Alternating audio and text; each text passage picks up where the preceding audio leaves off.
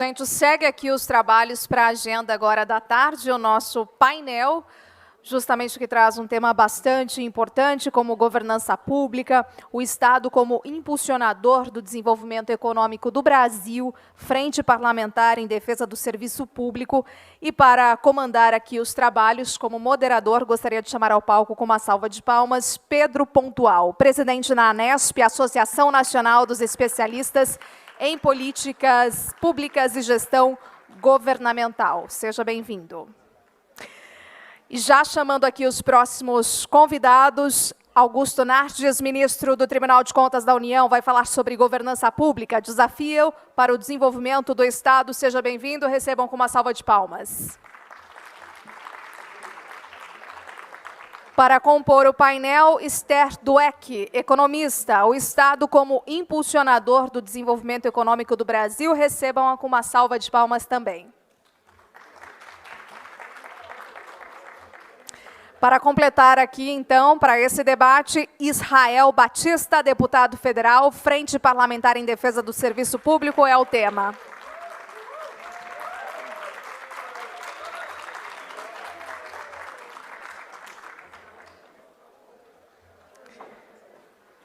Boa tarde a todos. Pedro, a palavra é com você. Muito obrigado. Boa tarde a todas e todos que estão aqui. Nesse nosso painel, a gente vai discutir uma invenção revolucionária recente. Vou contar para vocês, a gente conversou sobre a parte tributária, né, a receita, o que vai para o Estado. E também a gente tem conversado muito sobre a educação, saúde, o que precisa ser entregue à população, né? Os pré-candidatos têm falado isso aqui. E aí parece que tem entre um e outro, entre o dinheiro e a entrega, tem uma coisa que revolucionária, recém-descoberta, chamada gestão pública.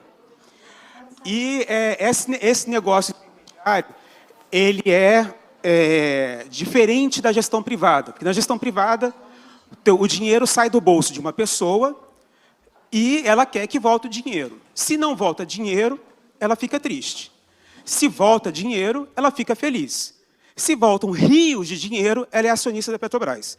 Então, o que a gente vai conversar aqui é que o Estado não tem essa dinâmica. O dinheiro sai dos cofres públicos e ele volta na forma de taxa de alfabetização, expectativa de vida ao nascer, ou seja, ele volta na forma de qualidade da vida da população.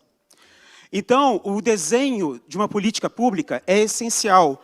A governança, a forma como se organiza o processo para transformar esse dinheiro dos impostos em entregas à sociedade é algo fundamental e que precisa também ser discutido. Precisa de um corpo profissional que saiba fazer isso. Precisa de pessoas que entendam e tenham um projeto a entregar. Então, aqui nós temos panelistas que entendem exatamente desse processo e que operam em várias capacidades. E eu vou passar, então, a palavra, para não me alongar. A gente tem 1 hora e 5 minutos de painel. Então, vamos começar com o deputado professor Israel, que vai nos brindar com as suas reflexões sobre o serviço público e as entregas para a população.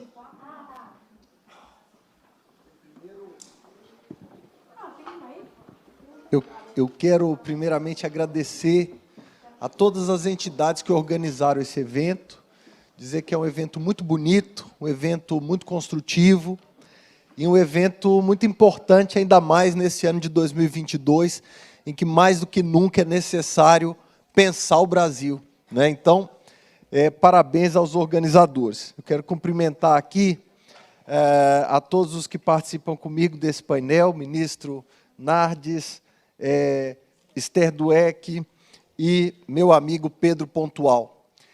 Nós tivemos, nos últimos anos, muitos desafios difíceis de enfrentar, especialmente no setor público.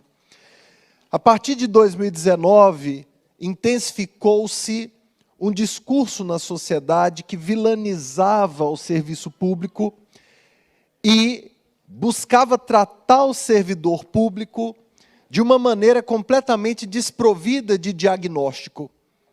A lógica do eles contra nós passou a vigorar também quando se tratava do servidor. Havia uma tentativa de jogar a sociedade contra o serviço público para que fosse possível conquistar a opinião pública para uma ideia que estava por vir, a ideia da reforma administrativa. A reforma administrativa em si não é um problema e nós a desejamos, e especialmente os servidores desejam uma reforma administrativa ardentemente, porque as condições do trabalho no serviço público podem melhorar e devem. A entrega que os servidores fazem à sociedade pode melhorar e deve. Mas aquela não era uma proposta tecnicamente razoável, era uma proposta que precisava jogar a opinião pública contra os servidores para que pudesse passar.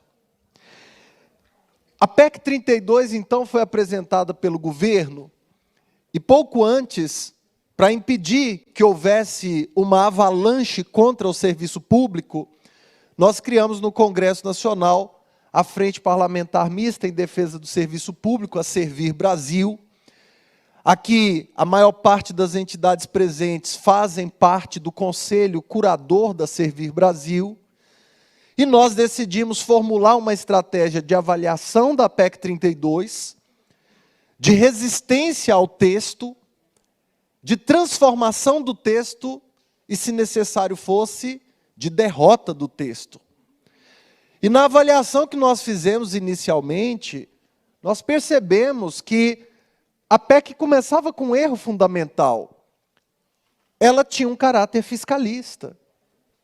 E uma reforma administrativa que nasce com um caráter fiscalista, cujo objetivo é economizar dinheiro, não pode ser uma boa reforma, porque, ao final, se houver economia, mesmo que não haja entrega de serviços elementares para a população, ela terá sido um sucesso para aqueles que a criaram.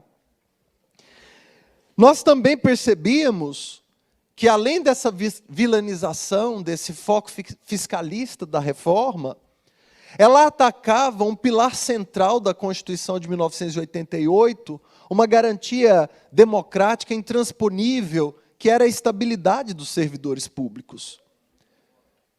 A estabilidade no Brasil é o principal remédio contra a nossa principal doença. Doença diagnosticada por todos os grandes brasilianistas de respeito, Raimundo Faoro, Sérgio Buarque de Holanda, não é? Todos esses e outros entendiam que a nossa grande doença era o patrimonialismo, do qual derivava o familismo, o mandonismo, não é? E que o remédio para isso tinha que ser um remédio duro, que era a estabilidade. Portanto, não valia comparar a estabilidade brasileira com a falta de estabilidade de outros países que não padecem dos nossos mesmos males. Então, o ataque à estabilidade era muito grave. Além disso, a reforma trazia um caráter autoritário ao permitir que os chefes de poderes executivos, tanto nos estados, nos municípios, quanto no próprio governo federal, extinguissem alguns órgãos, especialmente os autárquicos, por mero decreto, sem que isso passasse pelo poder legislativo. E mais que isso, a proposta de texto permitia uma ampliação da possibilidade de livre nomeação entre estados, municípios e governo federal, que era inaceitável. Havia, naquele texto enviado pelo governo, uma clara tendência a fazer com que o Brasil retornasse para a década de 1920. Um momento de desprofissionalização do Estado brasileiro. A reforma, portanto, tal como proposta pelo governo, aprofundava problemas tradicionais do Brasil, os quais eu já citei, o patrimonialismo, que é essa confusão entre a esfera pública e a esfera privada, né? O mandonismo, o familismo e outros ismos que os nossos estudiosos sempre apontaram.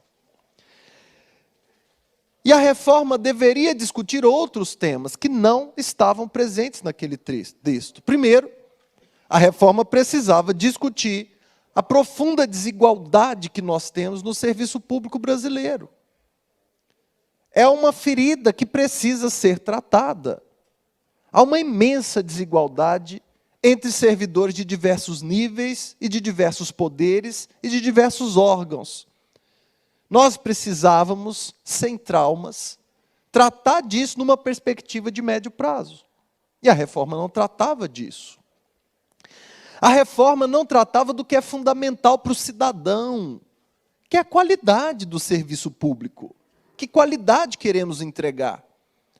E ela não poderia tratar disso porque ela padecia de um elemento central para uma proposta de PEC dessa magnitude, que é o diagnóstico.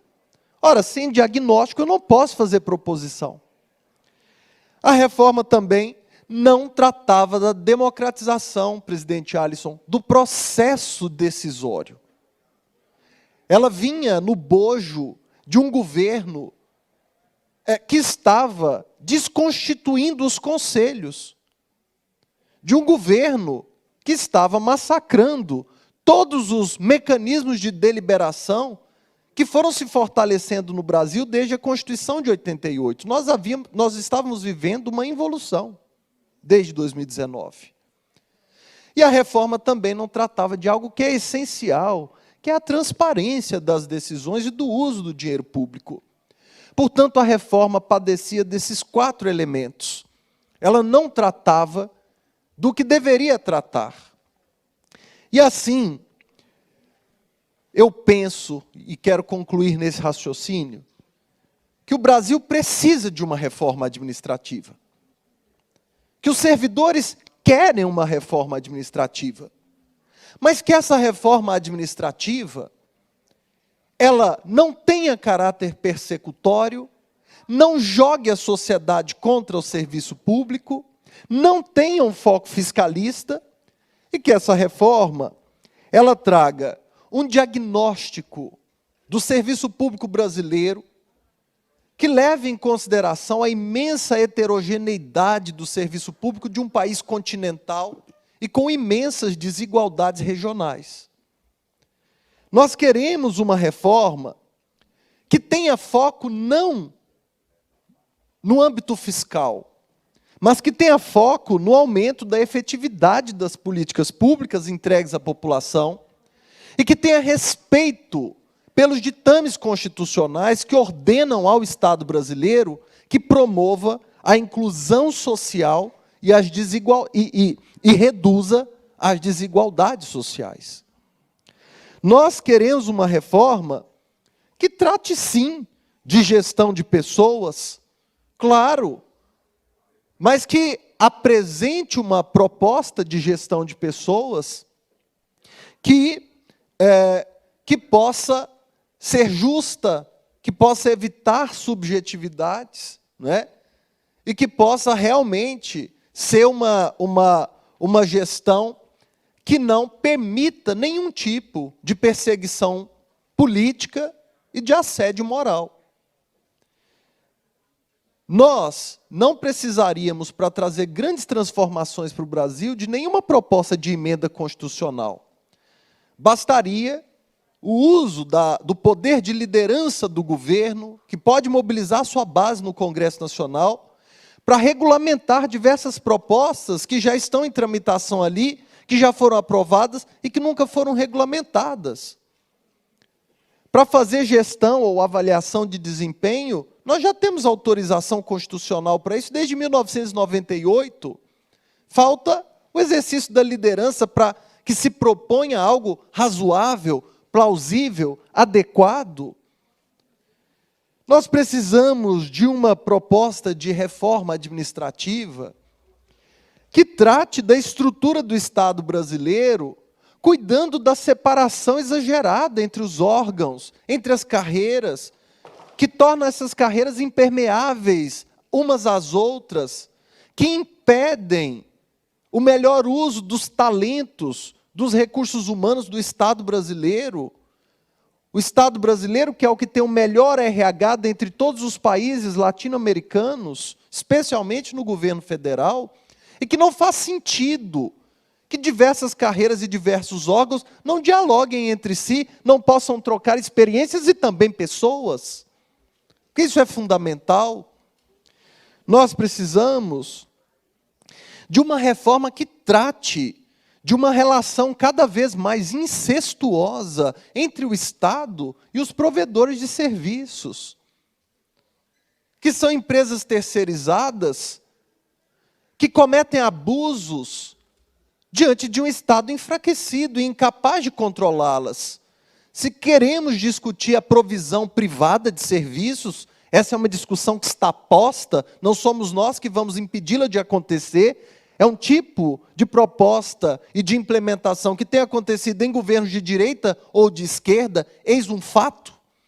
E aqui nesse Pensar Brasil a gente precisa se debruçar sobre esses fatos, mas é preciso reconhecer que a provisão de serviços feita dessa forma só pode ter sucesso perante um Estado forte o suficiente para exercer o controle. Então não podemos ter um Estado menor, mas temos que ter um Estado melhor, sem sombra de dúvida. E por último, uma reforma administrativa precisa debater o nosso sistema de controles. E aqui que falo para entidades que representam servidores de diversos órgãos de controle, nós precisamos de uma reforma que trate do equilíbrio entre a coibição da irregularidade e o apagão das canetas. É um problema que está posto. É um problema que afasta o bom gestor do cargo público. Porque, no final, dependendo do jeito que se aplica a legislação ou da própria legislação, só vale a pena a gestão para quem é mal intencionado. Nós precisamos tratar disso numa reforma administrativa.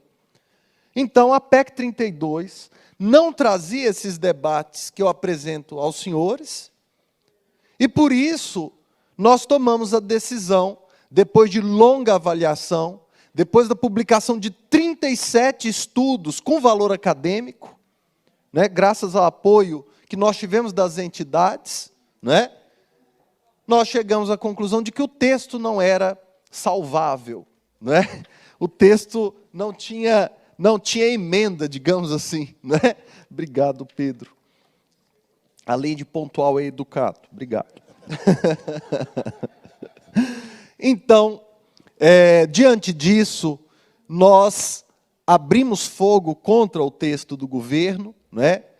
E conseguimos, depois de muita dificuldade, de muito convencimento, minar as condições de aprovação da reforma por parte do governo. Foi um trabalho inicialmente delicado, de muita estratégia. O conselho curador, a maioria está aqui, sabe o que nós passamos para montar essa estratégia, né, Alisson? Não foi uma coisa trivial, né? Mas, ao final, a gente passou da delicadeza para uma certa pressão um pouco mais forte, inclusive nos aeroportos, que eu acho que deu muito certo. Porque eu acho que a gente tem que também ter, de vez em quando, o poder do diálogo e, de vez em quando, o sangue quente, não é? Eu acho que esse equilíbrio é fundamental. Então, eu quero agradecer a todas as entidades que participaram do Conselho Curador, que participam conosco. Vocês sabem que nós estamos estruturando agora à frente com uma secretaria executiva por meio de um instituto, o instituto que também vai chamar Servir Brasil, é o mesmo nome da frente, e eu só tenho a agradecer a vocês. Eu espero que essa reforma não renasça das cinzas depois da eleição, mas se ela renascer, nós vamos estar prontos para fazer o bom combate ali e defender um texto que seja uma boa reforma administrativa e não uma proposta de destruição da estrutura do Estado brasileiro. Muito obrigado, Pedro.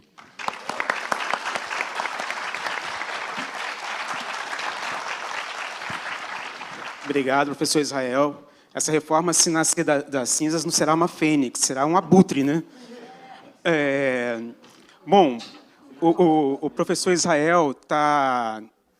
O professor Israel... Gente, vocês já ouviram falar de contingenciamento do orçamento? Aqui está rolando contingenciamento de tempo. Pelo menos... Então, o professor Israel falou na posição de legislador, quem dá as regras de como o executivo vai fazer. Mas aí volta para o legislativo a competência de olhar se a gente está cumprindo direitinho as regras. E aí é o Tribunal de Contas que faz esse trabalho. E a gente tem a sorte de, no Tribunal de Contas, tem um ministro que está há 10 anos estudando e investigando formas para a gente se organizar melhor para fazer o nosso trabalho. Então, convido agora o ministro Augusto Nardes para partilhar conosco o seu acúmulo sobre governança. Obrigado. Boa tarde a todos. Satisfação encontrar tantos representantes importantes de diversos segmentos da estrutura do Estado brasileiro. Aqui está, certamente, boa parte da representação da liderança de todo o Brasil. Então, na pessoa do Alisson, que é o nosso presidente do Sidleg, queria aproveitar e saudar todos que estão aqui. É o meu presidente, porque trabalhamos juntos, e ele me ajudou a montar o projeto da governança lá no TCU, juntamente, estou vendo vários auditores aqui na pessoa do Adriano, eu queria saudar todos os demais auditores do TCU, um quadro maravilhoso, fantástico, que está fazendo a diferença da nação brasileira, porque a gente montou um projeto para o Brasil. Não foi o ministro Nardes somente que começou o projeto conforme coloca o pontual, foi um conjunto de pessoas. Quando me preparei para ser presidente em 2012, eu era vice-presidente, eu fiz 100 reuniões com todos os dirigentes do TCU. Em 2011 e 2012, eu era vice-presidente, para a gente montar um projeto para transformar a nação brasileira. É lento, o processo é lento, mas avançou. Não se falava em governança pública no Brasil, agora se fala em governança pública no Brasil. Inauguramos um novo tempo, graças a esse time do TCU, e nós tivemos, digamos, a oportunidade de fazer a escolha do tema da governança, de especializar as secretarias do tribunal. Hoje nós temos 25 secretarias especializadas, mudamos 500 auditores de posição para a gente trabalhar mais preventivamente que punitivamente. Essa é a mudança. Fazer prevenção e não somente a punição. Porque quando acontece a punição, já perdemos. Então tem que fazer a prevenção. E eu tive a oportunidade de trabalhar na OIT, a Organização Internacional do Trabalho, em Genebra, 4 anos, e depois tive um bom estágio de praticamente 1 ano no Japão, conhecendo toda a estrutura dos países europeus e depois a estrutura dos países asiáticos. Eu era muito jovem, 24 aos 29 anos. Então, quando eu tive a oportunidade de presidir o tribunal, disse, vamos fazer uma mudança, porque eu vi que não adianta eleger um governador, um presidente, um prefeito, se não tem direcionamento, se não tem para onde vai as políticas públicas como um todo. Fortalecer as instituições é a base para transformar uma nação. Se não se fortalece as instituições, você fica tendo sequências de erros equívocos, como aconteceu com o Brasil, com 14 mil obras inacabadas, prédios abandonados. Incapacidade do Estado em entregar resultado. Então, meu estimado Ricardo, você que vem lá do Ministério da Agricultura e que representa, como tantos outros aqui representam vários segmentos, nós entendemos que era o momento de fazer uma mudança no TCU, e fizemos uma mudança no TCU. E essa mudança fez com que a normatização que o tribunal faz para toda a administração pública pudesse ter, pouco a pouco, uma mudança de cultura, né? Eu tenho uma exposição, mas antes de começar a exposição, que eu vou fazer rapidamente, para vocês entenderem que a gente montou um projeto para o Brasil. Eu estou vindo aqui hoje trazer um projeto para a nação brasileira. Porque eu vi os nossos políticos, o Cortez, de forma muito elegante, falando, o Santa Cruz falando, todos os políticos falam, eu tive 6 mandatos, mas não tem projeto para a nação, é na base do... temos que fazer essa mudança. Eu vi as palavras, é a mesma coisa, cada um fala, eu vou fazer isso, aquilo, mas não tem projeto para o conjunto da nação. Nós temos que ter um projeto para a nação, um projeto de Estado. independente de partido A, B ou C, ou seja, de centro, esquerda ou direita, que vamos eleger, não interessa se é de um lado ou de outro, questão ideológica, eu já passei por isso. Eu fiz um mestrado em pós-graduação lá no Instituto que é Internacional de Genebra, que é mais esquerda. Convivi muito com o tema da esquerda. Convivi também com o tema de centro, de esquerda, direita. O Japão, Suíça, são países que têm a economia de mercado como base fundamental. Mas eles têm uma capacidade de se organizar e entregar resultado, e nós não temos esta capacidade. E para fundamentar isto, é importante, Esther e meu caro Israel, a gente fortalecer e reconhecer a estrutura do Estado. Então, na minha exposição, que eu vou fazer rapidamente aqui, só para vocês terem uma noção de que tem uma proposta. Isso aqui é apenas um sinal muito breve da nossa proposta, que é muito superior a isto. A gente escreveu um livro junto com o Cláudio Saran, que é um renomado, um dos especialistas do Tribunal de Contas, junto com o Luiz Afonso, Governança Pública, o Desafio do Brasil. Foram próximo de 500 páginas, primeira edição, segunda edição, 400, estamos na terceira, vamos para a quarta edição, montando um projeto para a nação brasileira, através do... Por que o TCU? E por que eu entendi que tínhamos que fazer dessa forma, junto com o apoio de todos os nossos auditores? Porque 4 anos é muito pouco para um presidente, ou para um prefeito, ou para um governador. Passa muito rápido. Eu tive 6 mandatos e sei como é que é aquela loucura para conseguir votos. É uma guerra para você se manter no poder. O Israel passa por isso, eu já não passo mais, já tenho 17 anos no TCU. Então, todos os fins de semana correndo para um lado e para o outro, é uma loucura estar interagindo com a sociedade. É bom porque você busca o conhecimento. Eu tinha paixão por política, eu era apaixonado. Quando eu tive que renunciar, que eu fui eleito ministro, olha, passei uma noite sem dormir. Eu tinha feito 150 mil votos, eu fui 2 vezes mais votado no Rio Grande do Sul. Então, eu era apaixonado, eu fazia política por dedicação, por amor à causa. Aliás, eu penso no Brasil o tempo todo. Quem convive comigo, como a Renata, o Luiz Antônio, o João Felipe, sabe que a minha cabeça gira em torno do Brasil o tempo todo. O Brasil é a minha paixão maior. Como fazer essa paixão maior entregar resultado? Como a gente pode transformar a nação? Então, o projeto para transformar a nação é que eu estou trazendo para os senhores e estou trabalhando há 10 anos para implantar no Brasil, que é a Governança Pública, o Desafio do Brasil. Para a gente não ficar falando de figuras de A, B ou C e simplesmente ver que cada um tem projetos pensando muito mais no seu partido, no seu interesse, no seu segmento e não pensa no conjunto da sociedade. Governança é entregar para o conjunto da sociedade resultado. Como fazer isso é a questão que todos os senhores que têm o seu emprego, têm o seu trabalho, têm a sua estabilidade, precisamos nos fortalecer para transformar essa nação, uma nação de primeiro mundo, com uma estrutura de eficiência, de eficácia e de efetividade. Então, nós mudamos o TCU. O TCU passa, sim, verificar a conformidade, continua havendo a conformidade, a aposentadoria de todo mundo, legalidade, se está legal ou não, mas nós queremos saber da eficiência da estrutura do Estado. E como o Israel levantou todas as demandas que a estrutura do Estado possui, mas se essa estrutura do Estado, que somos nós, todos funcionários, não tiver eficiência, o Estado não entrega resultado e, como consequência, não tem renda para manter a própria estrutura do Estado. Essa é a mudança que nós temos que fazer. Nos transformar em profissionais com competência, melhorar a competitividade da nação. Então, é isso que eu vou mostrar para os senhores. Eu queria fazer essa pequena introdução para que os senhores entendessem que o nosso projeto não é do ministro Nardes e não do TCU, tem que ser da estrutura do Estado, de todos os senhores. Seja para centro, esquerda ou direita. Um projeto de nação que nós temos que construir.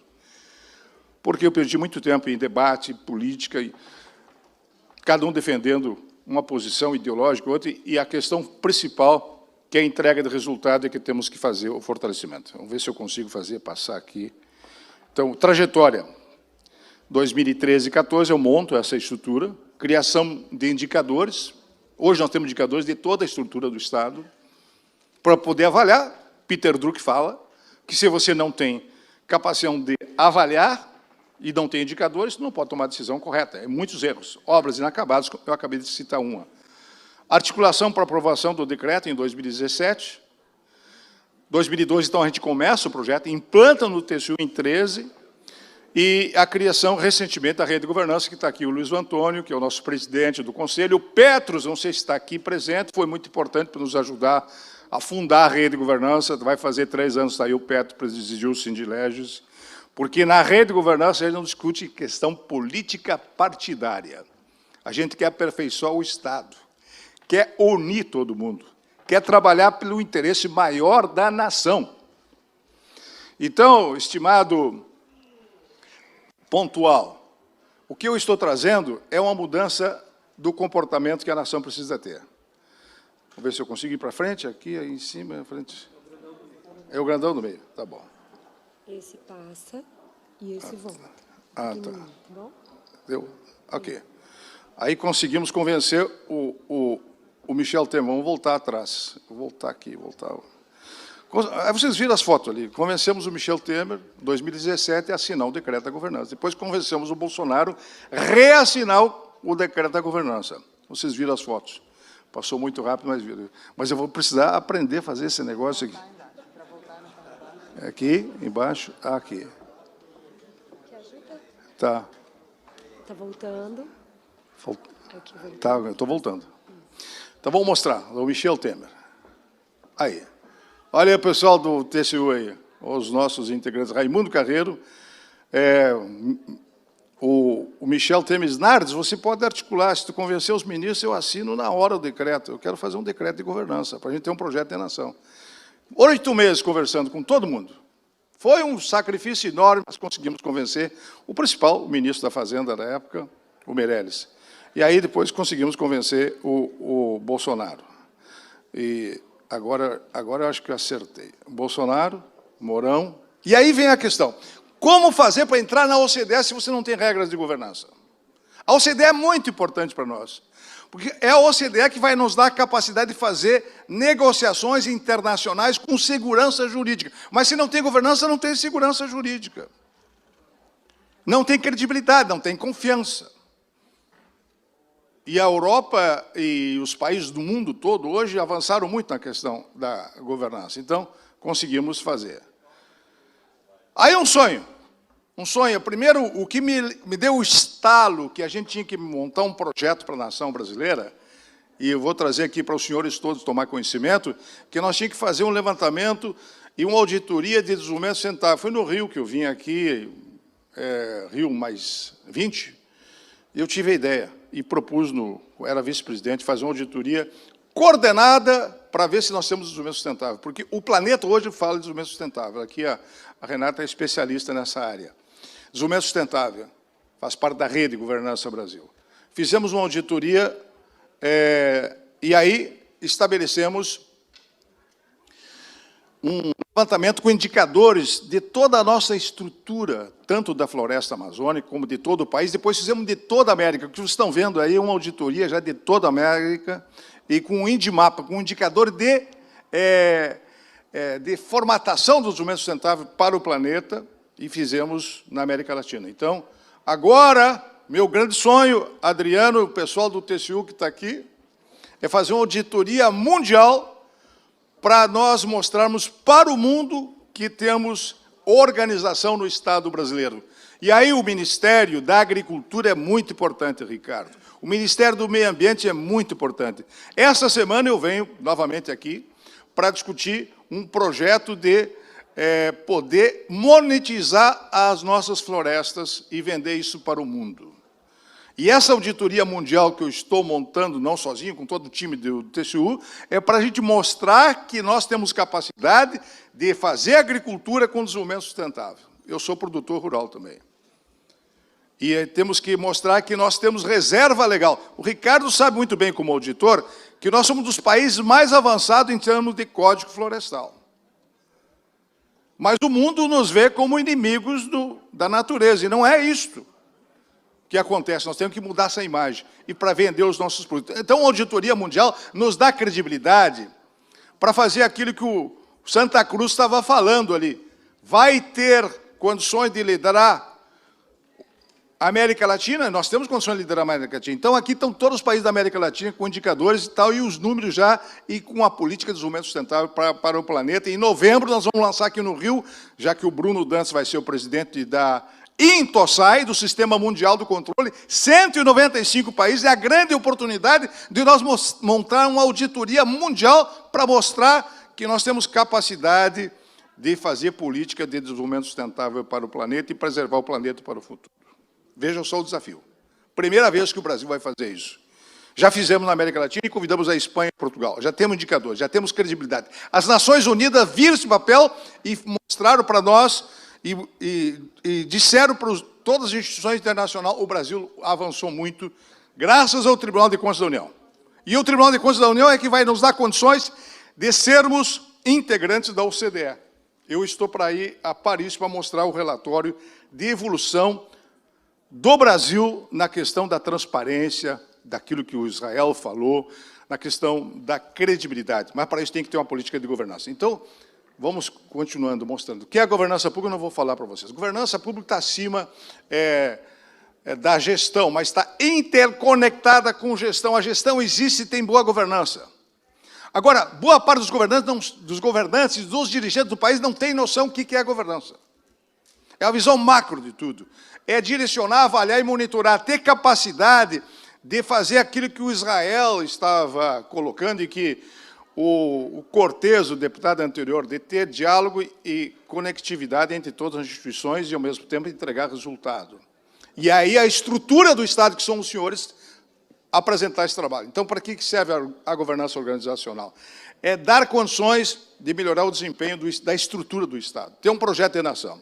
Aqui estão os conceitos, eu não vou citar, porque aqui é um alto nível de presença intelectual, que todos os senhores sabem isso. Então, a gente está tentando montar um projeto para a sociedade brasileira. Vocês podem ver que tudo que gira, a liderança, a estratégia, o controle, é para entregar para a sociedade alguma coisa.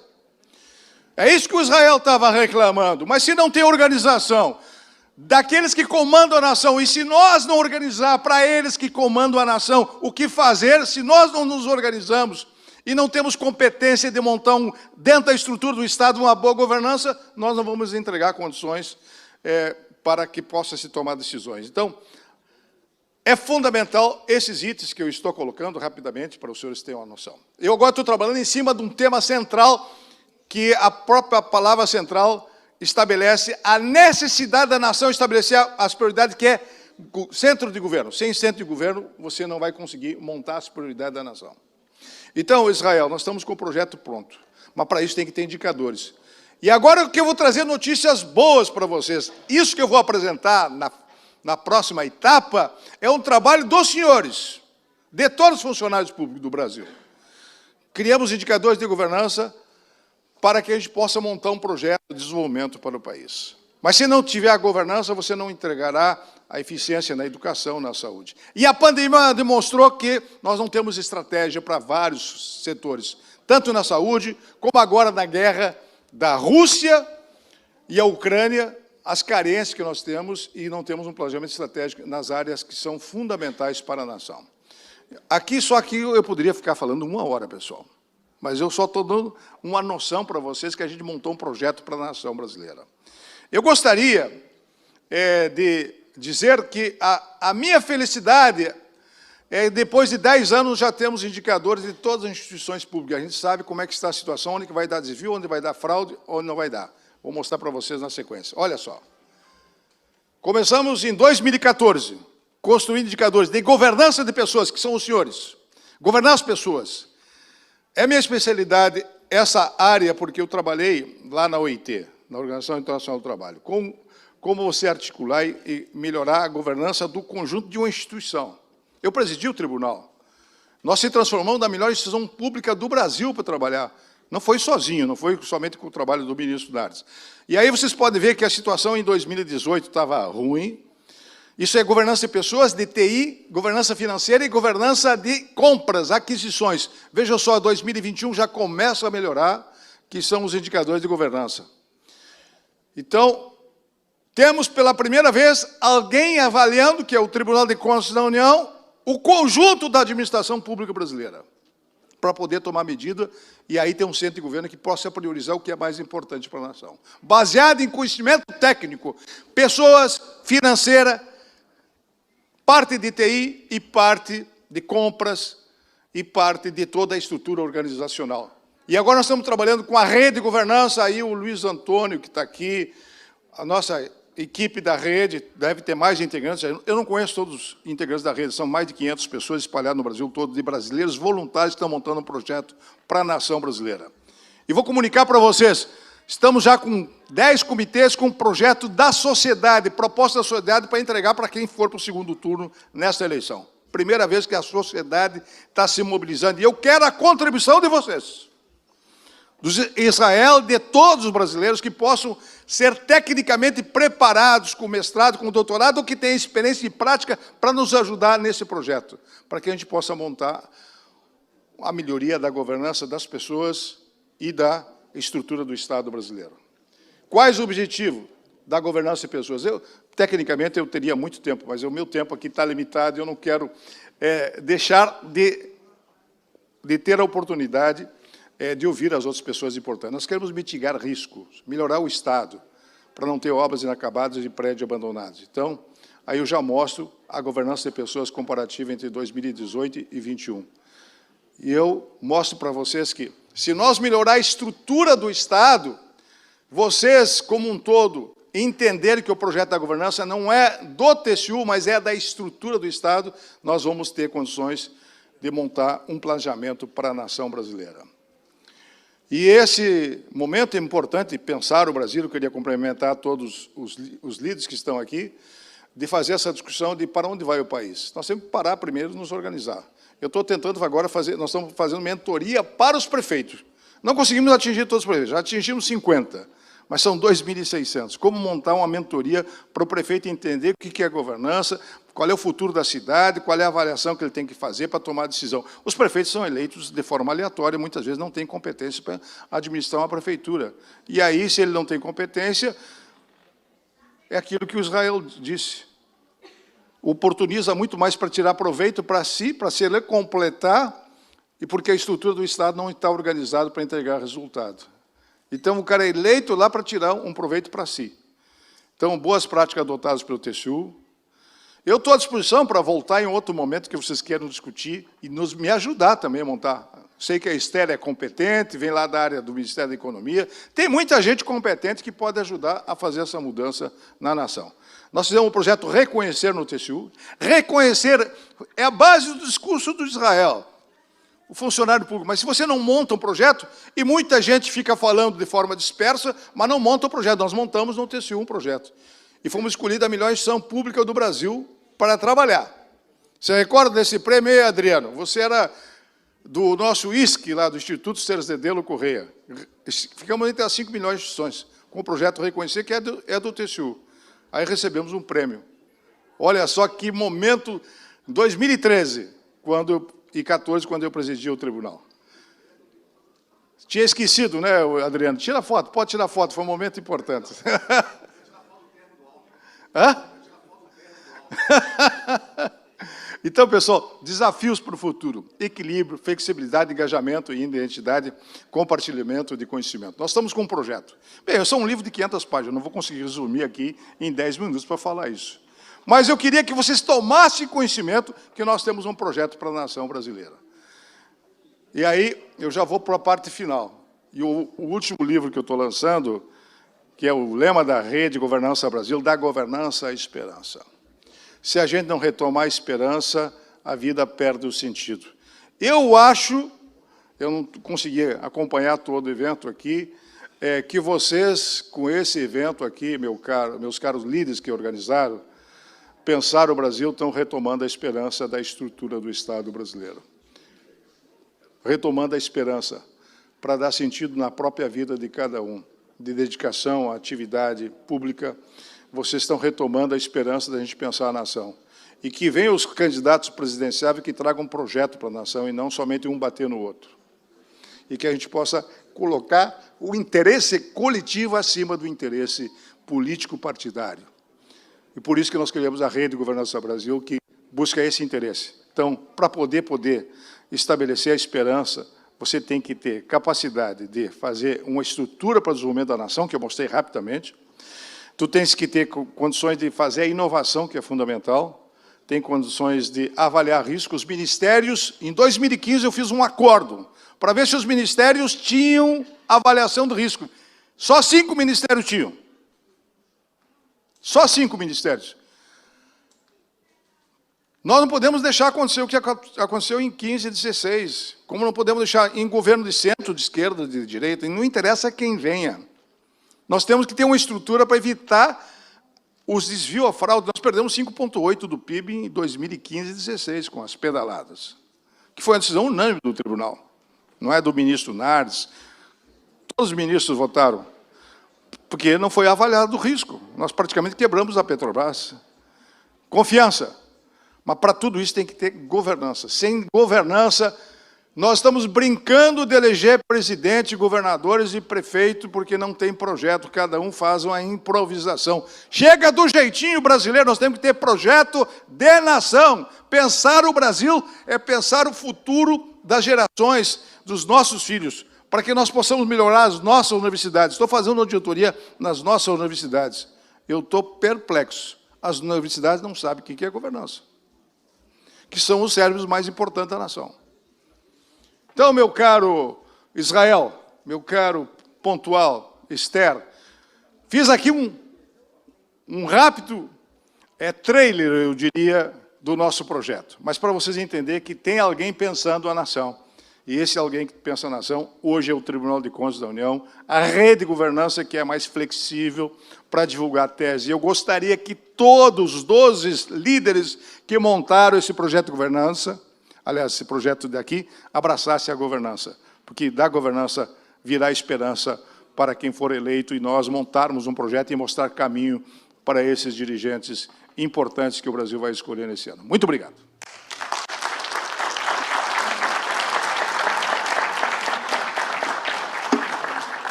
Muito obrigado, ministro Nardes. É fantástico o que o senhor apresentou aqui para a gente. Tem coisas que eu tenho vontade de pegar o seu livro e levar lá. A gente está vendo aqui, olha aqui, ó, eu falei. É fantástico, excelente trabalho. Eu acho que tem realmente um projeto aí de transformar isso em prática, né? É desafiador, mas precisa acontecer, definitivamente. Então a gente discutiu um pouco quem faz as regras, quem fiscaliza se a gente cumpre as regras, e a gente tem aqui quem já teve a função de ser secretária do Orçamento Federal. Por alguma razão que eu ainda vou descobrir, ela permanece com suas plenas faculdades mentais, depois dessa experiência. Mas antes da gente ouvir a Esther, considerando que a gente não vai poder deixar a Esther, depois de tanto homem falar, ter que cortar o tempo da Esther, não faz sentido, certo? Vamos ter que ouvir a Esther toda. Então, antes eu queria ouvir o deputado Molon, dar a ele a oportunidade, porque ele está aqui nos agraciando com sua presença. Como vai, deputado? Tudo bom? Tudo jóia? Desculpa, eu não desejava.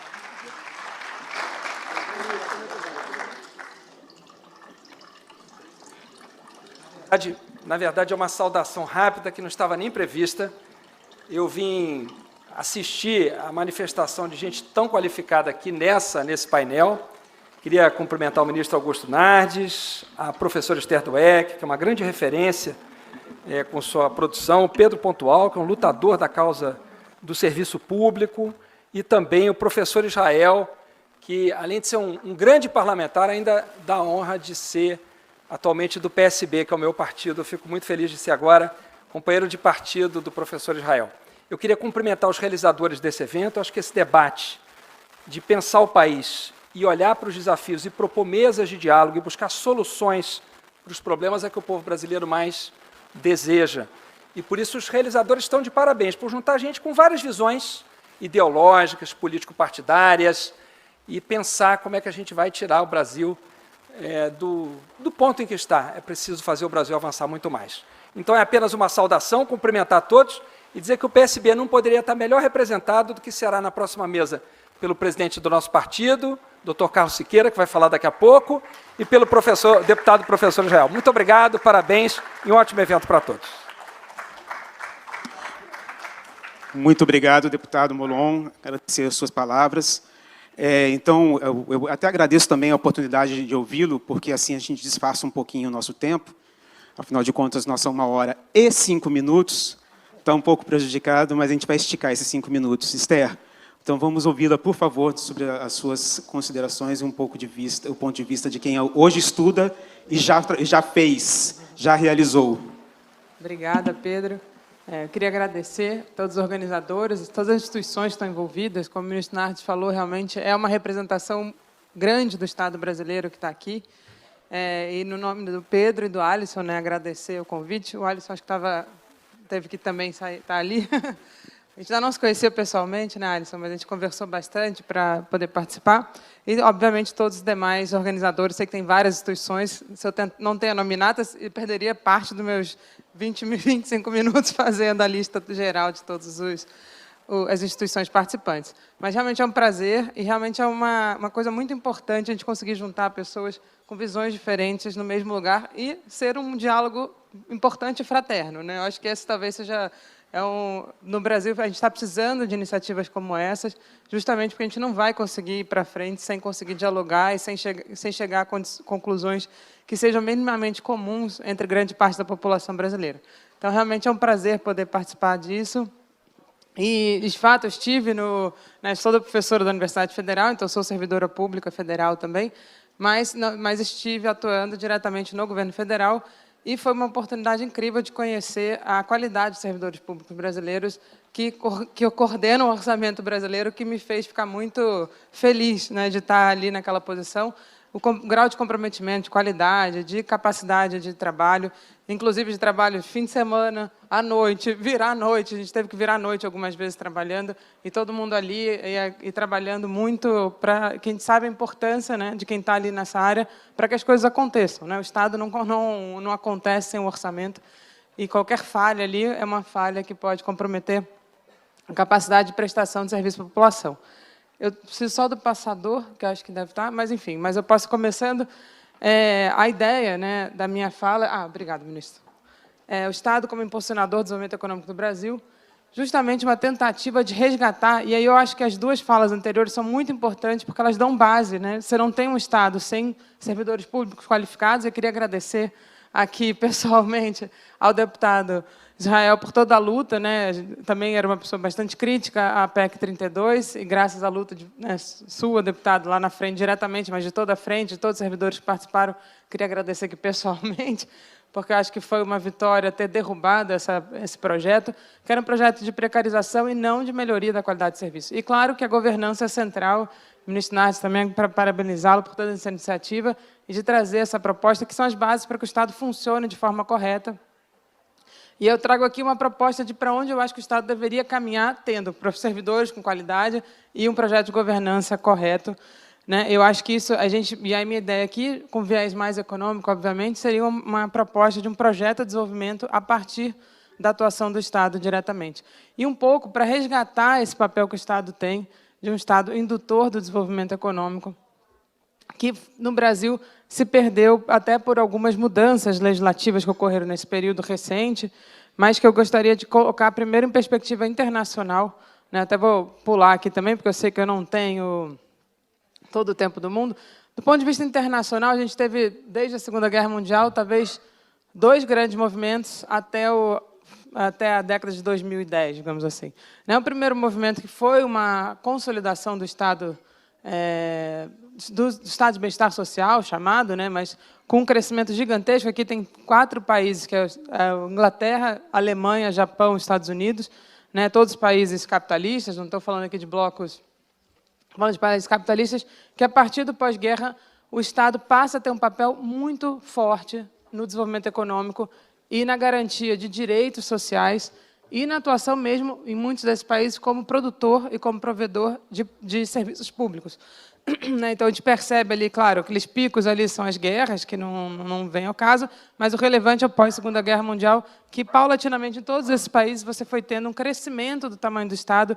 Aqui é o gasto público em percentual do PIB.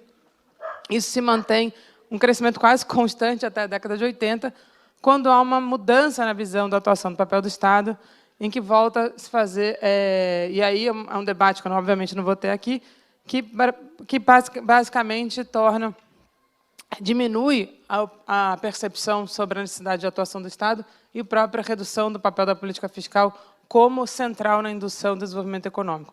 E a gente percebe que, mesmo assim, não houve uma redução do Estado nesses países. Você tem umas flutuações ali, mas, basicamente, ele estabiliza num patamar muito mais alto do que era no período pré-Segunda Guerra Mundial. E, na maior parte desses estados, na maior parte desses países, o Estado atua diretamente na provisão de serviços públicos, atua diretamente na garantia de benefícios sociais a grande parte da população, e, com isso, você teve uma melhoria enorme na desigualdade de renda desses países e na qualidade de vida das suas populações. Então, nesse sentido, uma coisa interessante é que isso tudo aconteceu, e para as pessoas que têm muito medo de um crescimento do tamanho do Estado, com qualidade na parte fiscal. Se a gente olhar do ponto de vista aqui, não sei se isso aqui é um apontador, não, mas não tem problema.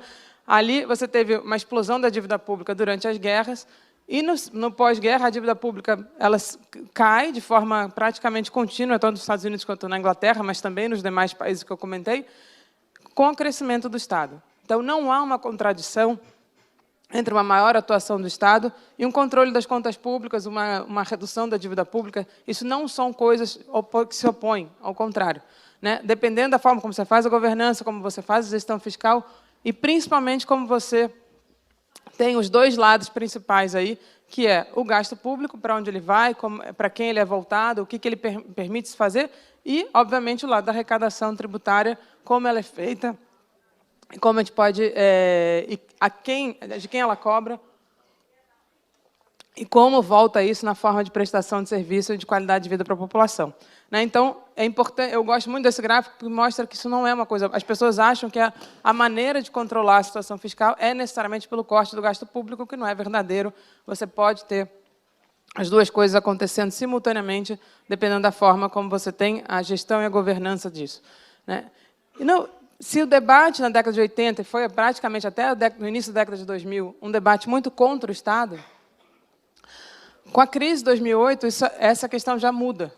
E já abre-se um debate sobre se o Estado deveria estar fazendo mais ou menos do que ele estava fazendo com todo esse processo de desregulamentação, desregulação, privatização que estava ocorrendo na grande parte do mundo. E, se a crise de 2008 gerou o debate, a pandemia consolidou o debate, possivelmente, em grande parte dos países desenvolvidos e em países em desenvolvimento também. E o que a gente viu pós-pandemia, infelizmente a pandemia ainda não terminou, estamos aqui com as nossas máscaras ainda. Infelizmente, a gente ainda observa possivelmente uma nova retomada, enfim, esperamos que não, na velocidade que foi. Felizmente, nosso plano de conseguimos uma grande imunização da população brasileira, ou grande parte. Mas, enfim, não pós-pandemia, mas pós ter acontecido uma pandemia, o debate no mundo mudou.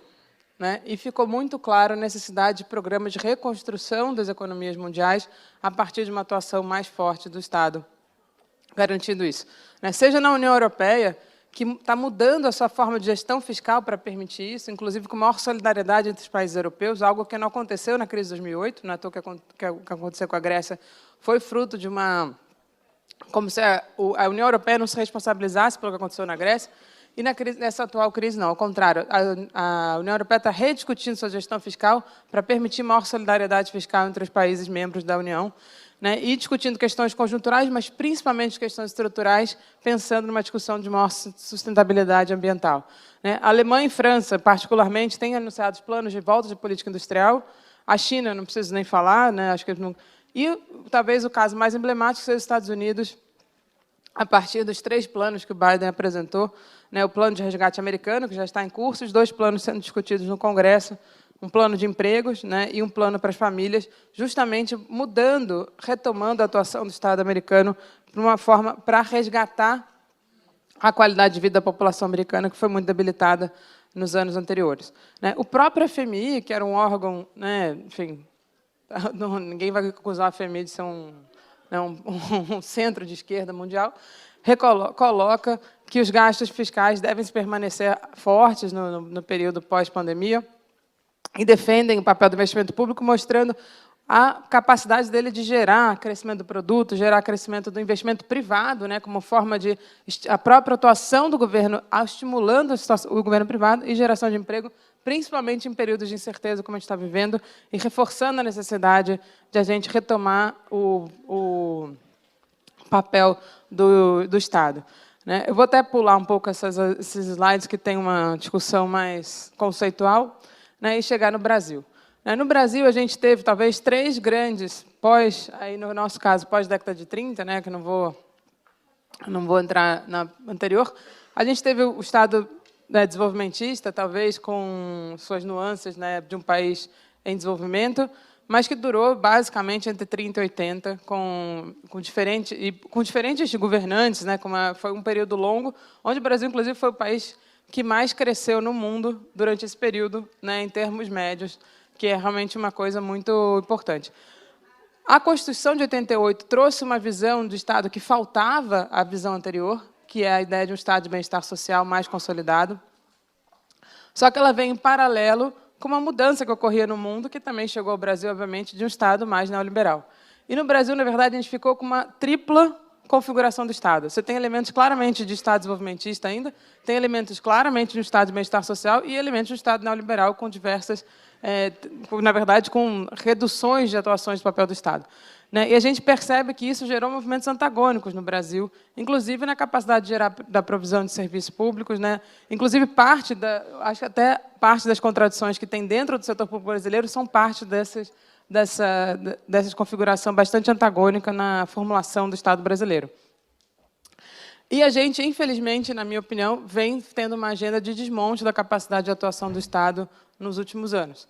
Né? Para mim, a emenda do teto do gasto e eu vou mostrar aqui um dado que, para mim, é uma coisa que impede o Estado de atuar. Né? Não é na minha opinião, ela não é uma coisa que permite você escolher. A gente sempre precisou fazer escolhas no Estado brasileiro. Eu estive na Secretaria de Orçamento antes do teto de gastos, já precisava fazer diversas escolhas, determinar o que seria, onde você aplicaria o recurso, onde não aplicaria o recurso, onde você deixaria de aplicar. Sempre houve essa necessidade de fazer ajustes, mas o teto ele impõe uma redução do tamanho do Estado. Isso está explícito na exposição de motivos, cujo objetivo era uma redução de 5 pontos percentuais ao longo de, no mínimo, 10 anos. E, se mantivesse por 20 anos, seria uma redução de 10 pontos percentuais, que, basicamente, reduziria pela metade o tamanho do governo federal, o que, obviamente, impactaria toda a capacidade de provisão de serviços públicos para a população. A própria reforma da Previdência, que o deputado Israel falou que não tinha diagnóstico, na época que foi apresentada a reforma da Previdência, se pediram os modelos que tinham gerado os cálculos e não existia. Demorou 5 meses para apresentar o modelo que tinha gerado um gráfico que claramente tinha uma falha naquele gráfico. Né? E a própria reforma administrativa, que tinha objetivo, como já foi falado aqui, não preciso me alongar. Mas outras reformas que felizmente essa não passou, graças aqui à atuação, mas outras coisas, como a própria mudança na legislação trabalhista, de uma forma, na minha opinião, muito ruim para os trabalhadores, né? Fim das regras de conteúdo local, que eram umas coisas importantes para permitir que a atuação do Estado gerasse desenvolvimento industrial, mudança do papel dos bancos públicos, uma série de outras mudanças na capacidade de atuação do Estado. Né? Mas vamos para a parte propositiva. Né? Tem uma série que... sim, eu queria mostrar aqui, mas eu acho que a gente está num momento brasileiro que a gente está na pior recuperação da história brasileira. Né? O ministro Nardes falou da crise, né? Mas, na verdade, a gente vem num período de baixo crescimento econômico e uma recuperação extremamente lenta de uma crise, a recuperação mais lenta da história, e parte disso tem a ver com a gente está num círculo vicioso de um ajuste fiscal permanente imposto pelo próprio teto de gastos, né? Que ele acaba comprometendo a própria capacidade de melhorar os indicadores fiscais. Né? Você fica num círculo vicioso de corte de gastos, redução da própria renda privada, redução do crescimento do PIB, redução da arrecadação e impondo novos cortes, e a gente fica preso nesse círculo vicioso. Né? E, na verdade, a gente precisava mudar isso. E aqui eu trago, talvez, uma das principais referências hoje na discussão sobre a atuação do Estado no mundo, que é a Mariana Mazzucato, com a ideia dela de Estado empreendedor, para mostrar que o Estado ele faz muito mais, né, além da provisão de serviço público, além da capacidade dele de melhorar a vida da população por meio de transferências sociais, ele também é um agente extremamente relevante na capacidade inovativa, tecnológica e produtiva, né, dos países e, consequentemente, do Brasil. Né? E a gente precisa, e aqui sim trago uma proposta, a gente repensar essa atuação do Estado numa lógica trazida pela própria Mariana Mazzucato, que combina uma série, que era um saber que já existia digamos, na academia, mas que ela conseguiu transformar numa coisa objetiva de atuação do Estado, que é a ideia de objetivos orientados por missões. E qual seria a grande missão do Estado brasileiro? É, talvez, resolver a nossa pior característica da economia brasileira, ou da sociedade brasileira, que são as diversas desigualdades que marcam a nossa sociedade. A gente tem desigualdade de renda, que seja muito explícita, mas desigualdade de gênero, racial, que é gravíssima. E como as pessoas falam, a própria desigualdade de renda ela tem cara, ela tem cor, ela tem gênero, ela não é uma coisa muito palpável. E a gente precisa transformar isso no grande objetivo do Estado brasileiro. Como reduzir essas desigualdades, e isso ser a grande missão. Né? E o interessante é que isso é capaz de induzir o crescimento econômico, é capaz de induzir o desenvolvimento econômico. Então, não é apenas, o que já seria muito importante, uma questão de justiça social, é também uma estratégia de desenvolvimento econômico muito poderosa. Né? E a gente tem, aqui eu vou trazer só alguns dados para mostrar isso. No Brasil, hoje, a atuação do Estado já é redistributiva, mas ela é redistributiva, por um lado, pelo lado do gasto. Né? Seja pelas transferências sociais, seja pelo gasto com saúde e educação, por exemplo, provendo com educação e saúde pública para a população, gera uma redução da desigualdade no Brasil, e é possível medir isso com diversos indicadores, e o Brasil é, dentro da América Latina, o país que mais redistribui renda a partir do Estado. Só que a gente tem uma perna muito falha, que é a arrecadação, e ela aumenta a desigualdade, porque a gente tem uma arrecadação tributária muito baseada em impostos indiretos que penalizam a população mais pobre. Então, a gente precisa justamente reverter isso. Isso talvez seja uma das principais reformas que a gente precisa fazer nessa linha de redução das desigualdades e aumento da progressividade tributária no Brasil. Além disso, os benefícios sociais, os investimentos públicos e até gasto com o pessoal são geradores de crescimento econômico, principalmente numa situação de recessão como a gente se encontra. E aqui são dados de pesquisadores brasileiros que calcularam esses multiplicadores fiscais, mostrando que todos os próprios benefícios sociais, investimentos e gasto com o pessoal, né, em saúde, educação, geram crescimento econômico. E o poder de compra na atuação dessas áreas pode gerar desenvolvimento tecnológico e produtivo. Né, eu tenho aqui só um slide muito prático. Né, grandes demandas sociais como mobilidade urbana, saneamento, tecnologia verde, habitação popular, saúde, educação, desenvolvimento regional, todos eles, a partir de políticas públicas voltadas para a promoção dessas políticas, geram demandas por estrutura produtiva. Né? Então, a gente consegue, além, como eu expliquei, além de uma questão que já seria suficiente, que é a de justiça social, a gente também tem isso como uma grande estratégia de desenvolvimento tecnológico produtivo. Né? E, sem dúvida nenhuma, a gente precisa avançar na governança pública para permitir que seja feito. Né? A gente precisa melhorar, inclusive, nas 3 instâncias, né? Porque grande parte da provisão de serviços públicos não está no governo federal. O governo federal, muitas vezes, é um repassador de recursos para estados e municípios, e a gente sabe que a qualidade que a gente encontra no serviço federal, infelizmente, a gente não sempre encontra em todos os 5.000 municípios brasileiros, por dificuldades, inclusive, de gestão. Então, a gente precisa garantir que isso ocorra em todos os níveis brasileiros, né? E com muito diálogo com a sociedade, para identificar quais são as grandes demandas da sociedade. Sem dúvida nenhuma, para isso, a gente vai precisar alinhar os instrumentos fiscais para permitir isso, tanto com uma reforma tributária, mas também, sem dúvida nenhuma, com uma reforma do arranjo fiscal brasileiro em termos das regras fiscais, que impõe hoje como eu já expliquei, não consegui mostrar com detalhes, porque eu não gostaria, mas já escrevi diversos textos e livros, e posso também, como ministro Nardes, fico à disposição para a gente discutir esse ponto específico, mas, sem dúvida nenhuma, sobreposição de regras fiscais brasileiras. Uma, como o teto de gastos, que gera necessariamente uma redução do Estado.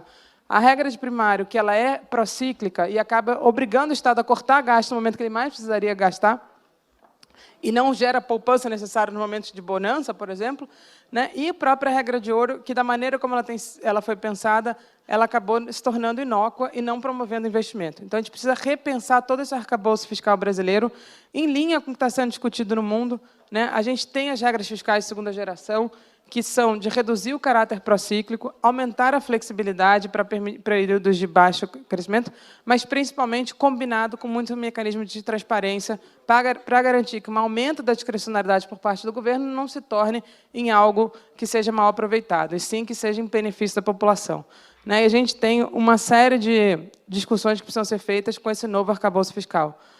Sem dúvida nenhuma, e aqui para terminar minha intervenção, a gente tem um desafio enorme no Brasil de eliminar a fome, que infelizmente voltou, eliminar a extrema pobreza, e a pobreza, de preferência, universalizar de forma com qualidade os serviços públicos no Brasil. A gente conseguiu universalizar a educação não básica, infelizmente, muitas pessoas estão saindo das escolas recentemente, mas a gente precisa garantir.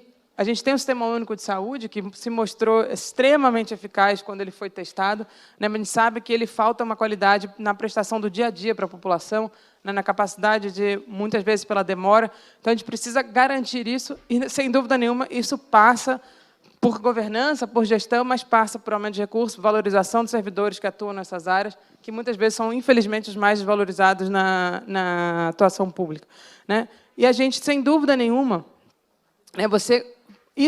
tornar isso seu grande desafio, sua grande missão, vai gerar benefício para a população de forma como oportunidade de inovação tecnológica, de desenvolvimento industrial, necessário da criação de fortalecimento de mercado interno robusto a partir desses desafios. E preocupações que eram consideradas como sociais, regionais ou ambientais, na verdade, elas têm que estar no centro das políticas públicas, que seriam destinadas ao aumento da renda, ao desenvolvimento mais abrangente e sustentável. E, sem dúvida nenhuma, essa é uma grande possibilidade da gente, a partir dos instrumentos que já foram discutidos aqui, estabelecer novos caminhos para o desenvolvimento brasileiro, para que a gente possa, de fato, ter uma sociedade que saia desse vergonhoso topo do ranking, ou de um dos topos do ranking de grandes desigualdades, nas suas diversas desigualdades. Então, gostaria de... Essa a ideia que eu tenho que não é minha só, claro, é compartilhada por diversas pessoas, como uma proposta para que a gente possa enfrentar os desafios brasileiros para os próximos anos. Obrigada.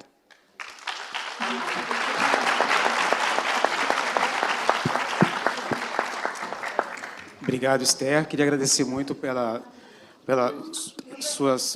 partilhar a sua reflexão, e a gente pode ver que todas as falas aqui foram no sentido propositivo.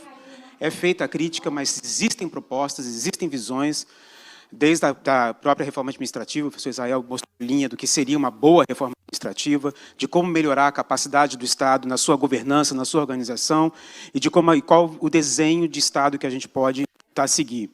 Eu acho que isso é uma característica muito importante do momento, e talvez uma característica muito importante desse evento.